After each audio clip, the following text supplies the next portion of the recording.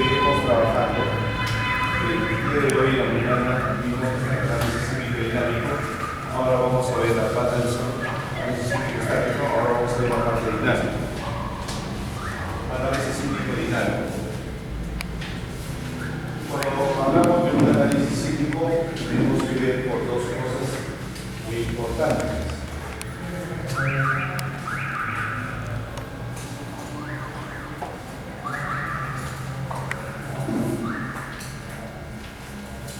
Dentro de nuestra norma de diseño sismo resistente se permiten dos tipos dentro del análisis dinámico. Uno que es espectral y otro que es con un registro denominado tiempo histórico. Nos indica que el espectral es para todo tipo de edificación y el tiempo historia es para edificaciones denominadas esenciales como tal. Pero ambos trabajan con una plataforma del análisis modal. Entonces, como un sismo viene a ser una situación caótica, viene a ser la suma del modal más el espectral o tiempo histórico.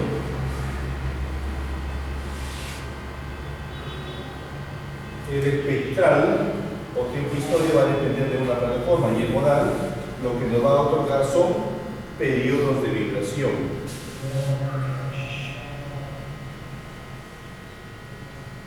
El espectral o tiempo historia lo que nos va a otorgar son fuerzas de diseño.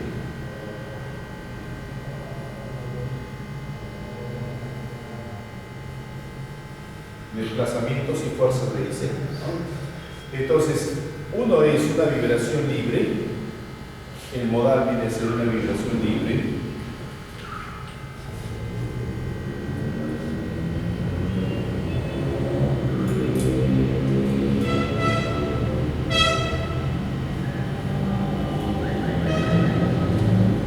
Viene a ser el estudio de las vibraciones libres.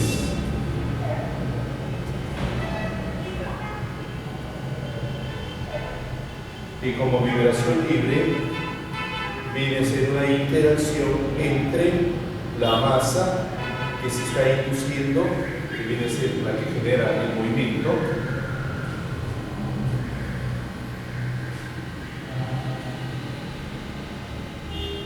masa y rigidez de la estructura.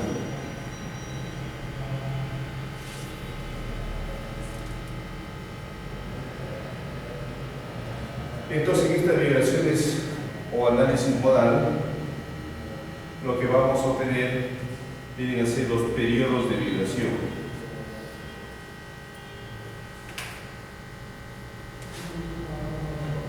Entiéndase como un periodo el tiempo necesario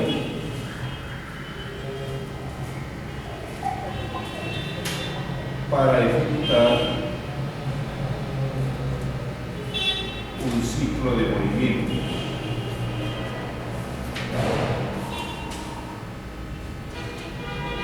Tiempo necesario para ejecutar un ciclo de movimiento. Acá tendríamos los periodos de vibración.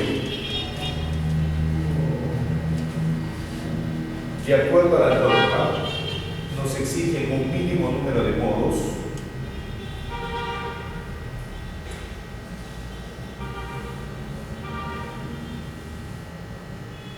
igual a 3 y donde se supere el 90% de la masa participativa.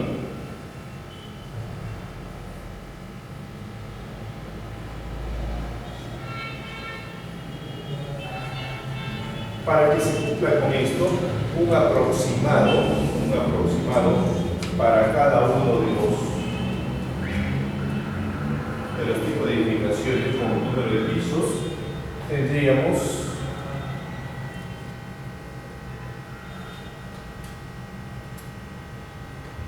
número de modos como mínimo y primer periodo.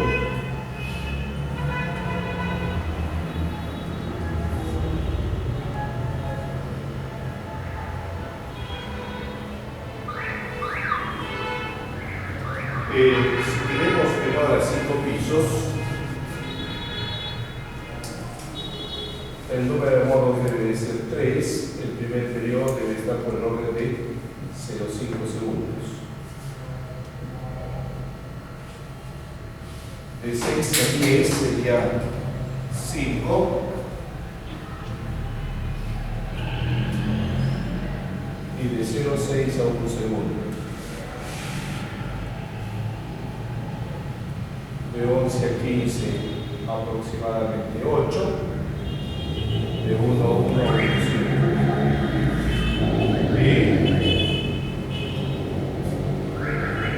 mayores a 16, mayor a 10 modos, mayor a 1,6 segundos. Podríamos concluir que por cada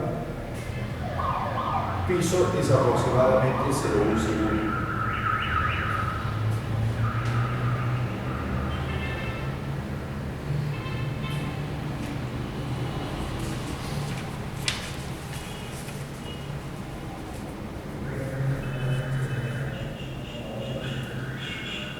Si vemos un análisis de una relación periodo-modo,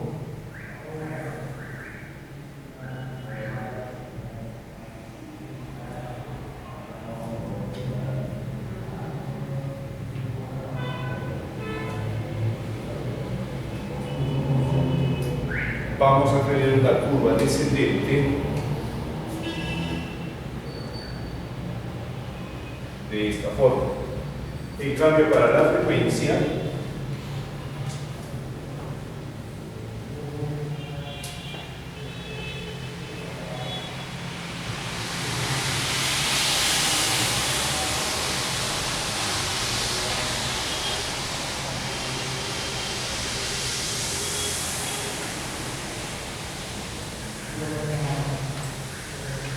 una curva ascendente, debido a que la frecuencia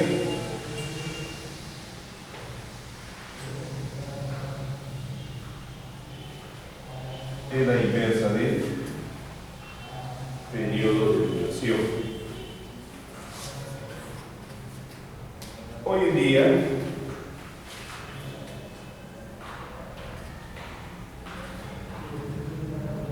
en la mayoría de oficinas de proyectos se utilizan 3 modos por piso. 3 modos por piso. Es decir, tendríamos, si son de 5 pisos, 15 modos, y así sucesivamente, multiplicando por 3, ¿no? Multiplicando por 3 cada uno de ellos, ¿no? Por favor, pueden tomar fotos sin ser.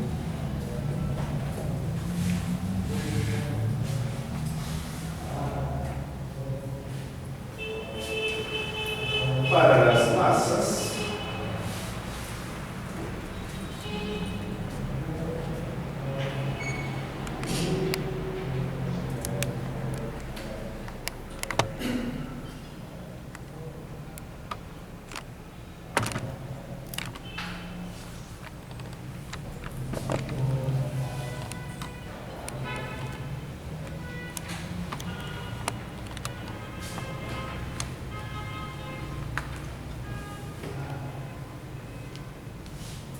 las formas de liberar de la estructura que se debe de obtener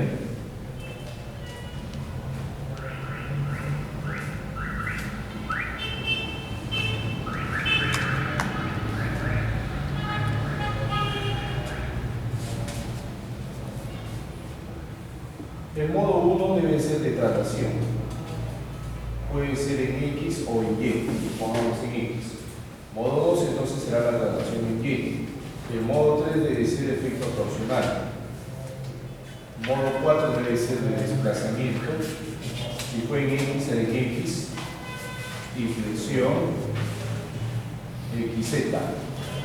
Modo 5, desplazamiento en Y. Inflexión. YZ. Y así sucesivamente van avanzando el estudio de los modos.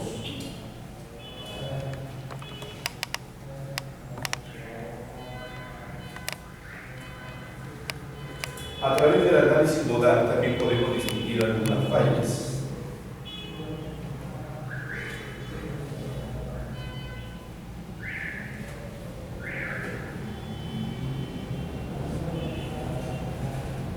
Una de las fallas es el problema de alveolo-gnosis. Tenemos losas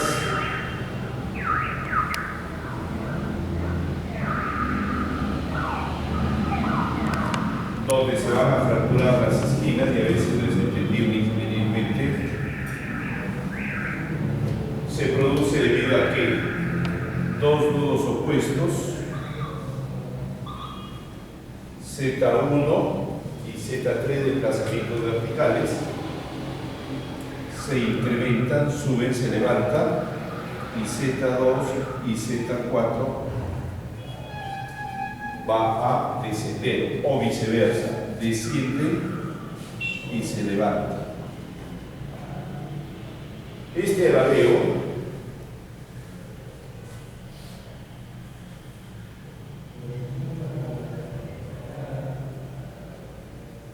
puede ser notorio siempre y cuando se considere la interacción subestructura en su más mínima expresión. Se entiende por interacción subestructura lo mínimo el balasto vertical incorporado en la superficie de contacto. En el análisis modal también podemos ver grandes fricciones en vigas.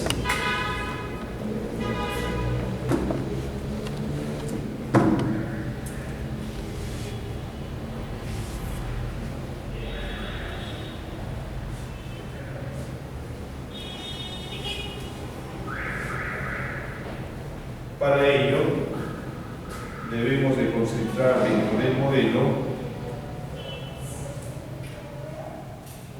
ya no la masa en el centro de masa, sino también distribuida por la longitud de la viga. Solamente así podríamos verificar este tipo de vigas, ¿no? Algunos autores han llegado a relacionar lo que son modo versus tiempo de ejecución o de duración de un sistema. Entonces estamos hablando de masas. En nuestra conceptualización de la norma de diseño sismo-resistente de nuestro país, lo que tenemos es las masas que ubicamos en este centro de masa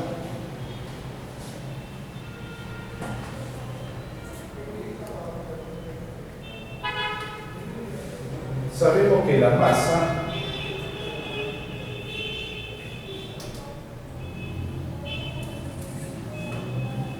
va a inducir el movimiento. Por lo tanto, en el centro de masa habíamos indicado que tenemos tres movimientos, tres restricciones. Los movimientos son dos de traslación y uno de rotación. Entonces las masas que vamos a tener son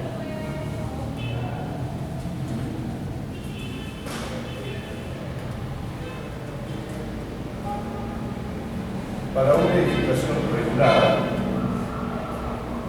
la masa siempre ubicada en su centro de masa, masa en X, masa en Y, masa de rotación en Z. Y si las dimensiones son A y B, la masa de traslación es la masa en X, y Y es igual al peso cíclico por piso sobre la lateral. Y S como unidad de medida, tonelada segundo al cuadrado sobre metro. Y la masa de rotación de la masa de traslación por A cuadrado más B cuadrado sobre 12 toneladas por segundo al cuadrado por metro. Si la figura es pegalosa y irregular,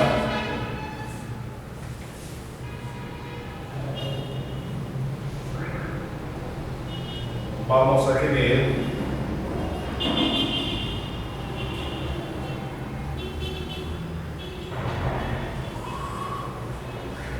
un eje determinado centroidal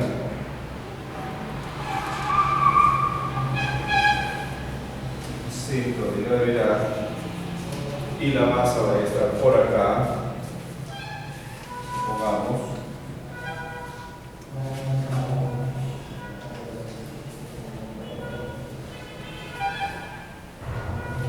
el cálculo de las masas de traslación viene a ser la misma.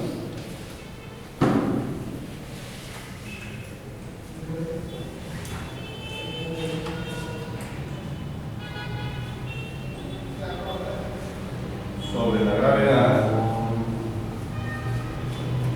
y la masa de rotación utilizamos, por ser irregular, la masa de traslación, inercia en ejes, inercia en Y, inercia rotacional en Z sobre el área. Unidades las mismas, toneladas por segundo al cuadrado sobre metro, toneladas por segundo al cuadrado por metro. Ahí tendríamos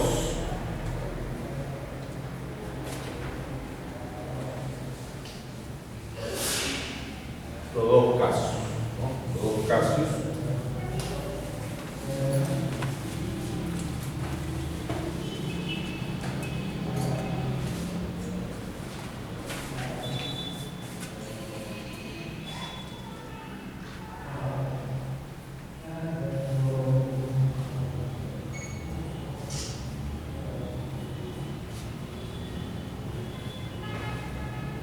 Ahora veremos cómo es que ubicamos ese centro de masa.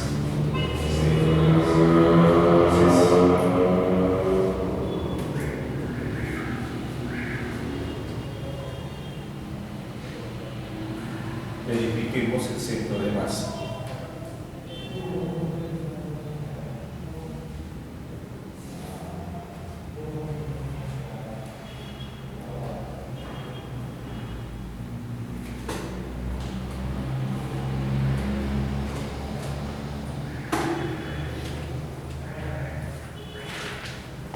Ubicación del centro de masa.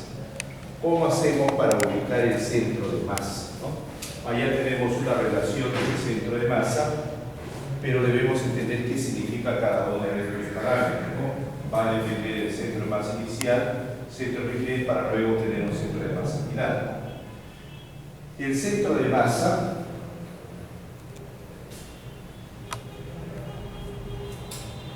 es el lugar geométrico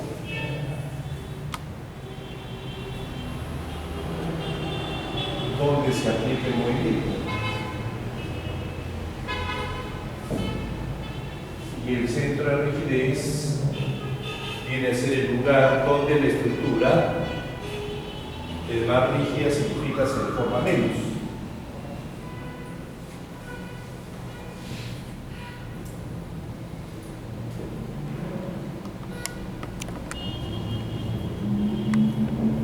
Por lo tanto, desde ahí debemos de partir de una condición. Mientras más lejos esté el lugar que yo voy a aplicar el movimiento, mayor será el daño que voy a ocasionar. Mientras más cerca, menor será el daño que puedo generar.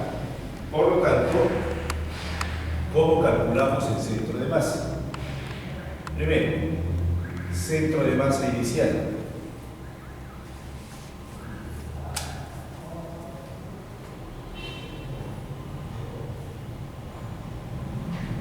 En este centro de masa inicial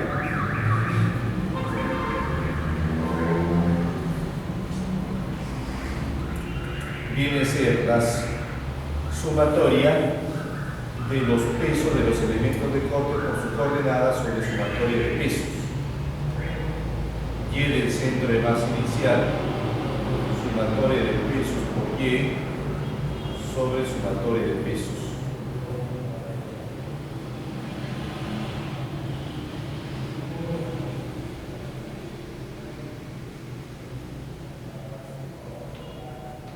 Coordenadas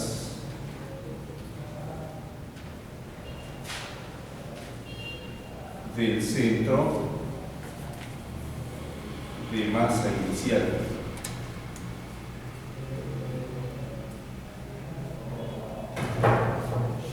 P viene a ser el peso del elemento de corte.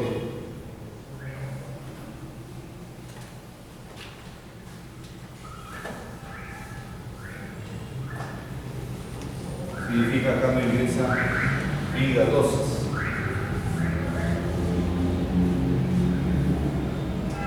XY coordenadas del centroide de cada elemento de corte.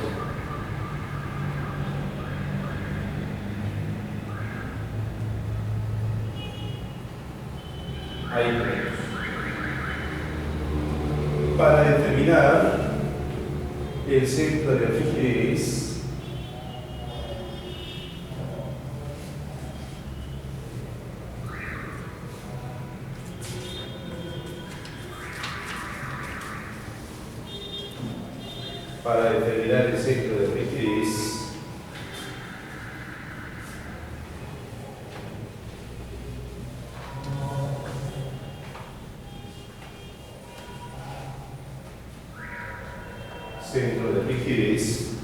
vamos a tener lo siguiente: X del centro de la rigidez, sumatoria de la rigidez por la coordenada en la otra dirección con un brazo palanca, sumatoria de rigidez, y del centro de rigidez, rigidez por X sobre sumatoria de la rigidez.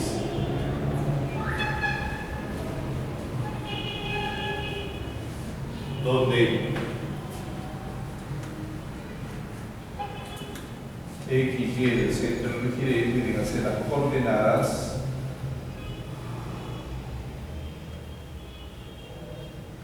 del centro de la rigidez.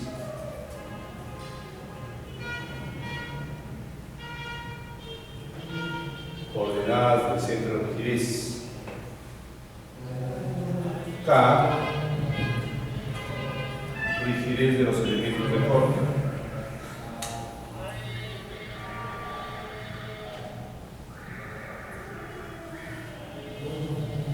XY, ya lo conocemos del caso anterior.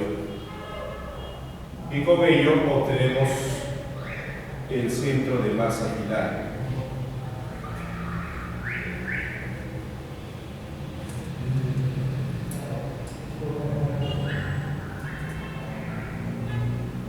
Centro de masa final. El centro de masa final vamos a considerar la excentricidad accidental.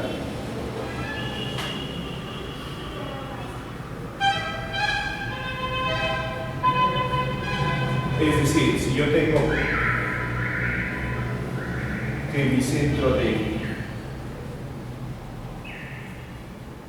masa me salió por acá y centro de rigidez por acá, ¿qué es lo que podría indicar? Estas son mis coordenadas de referencia.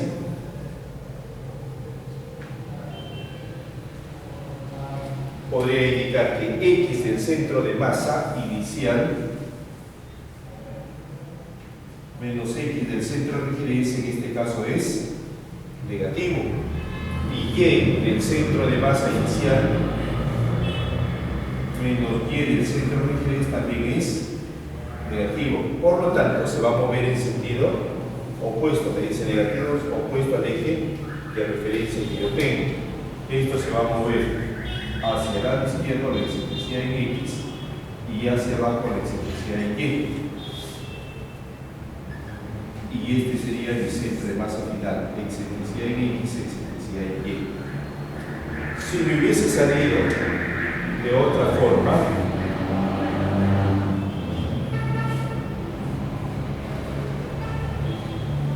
centro de masa y centro de rigidez, supongamos,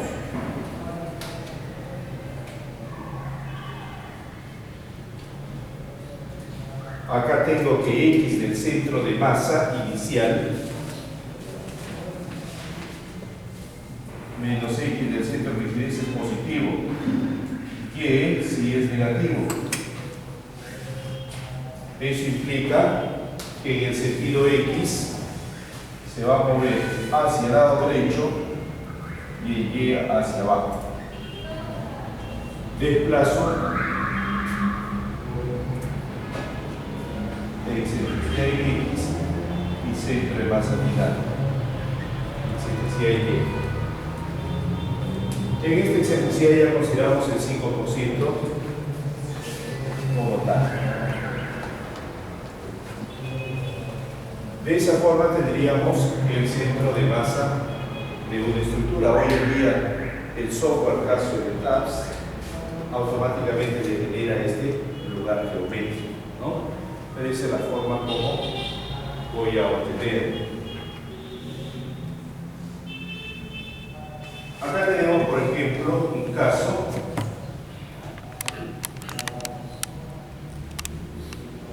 X del centro de masa. Acá me salió el centro de masa inicial y este es mi centro de rigidez. Si yo lo tomo como referencia para acá, ¿qué voy a tener? X me sale mayor y Y me va a salir para abajo. En pocas palabras, se debe mover hacia el lado derecho y hacia abajo. Miramos acá coordenadas 3,59,6 y de acá 3,98,3 relacionado con el punto de referencia. Calculando con la excentricidad, acá tenemos las excentricidades X y Y en cada una de las direcciones y obtenemos, lógicamente se corre a la derecha y bajo. ¿Cómo sería? Estipulado, ¿no? Entonces ahí voy a obtener mi centro de masa final. Y en ese lugar voy a aplicar las masas. Entonces termino ya con esa parte y debo pasar al espectro, al análisis espectral. En este análisis espectral se trabaja con una plataforma o espectro de respuesta, ¿no? Una plataforma o espectro de respuesta. Una plataforma o espectro de respuesta. ¿Cómo vamos a tener esta plataforma o espectro de respuesta? En el texto, para los tipos de suelos,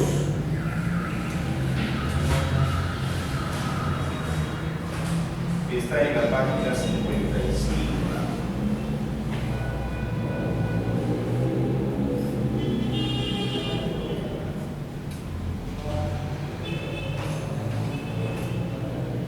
Vamos a la página 55 y ahí vamos a obtener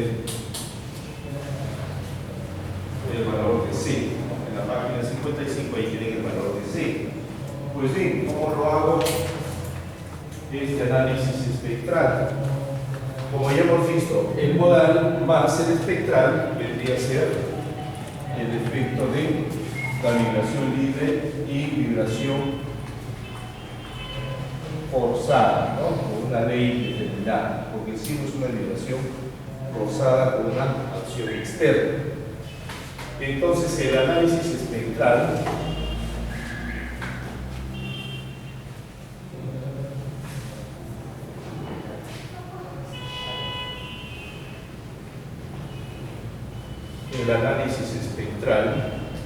voy a partir a través de una plataforma denominada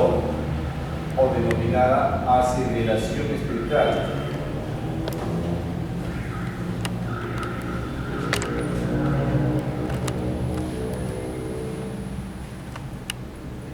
La aceleración espectral, por nuestra norma, está dado por esta relación que lo puedo descomponer como un factor de escala por factor de amplificación sísmica. siendo este factor de escala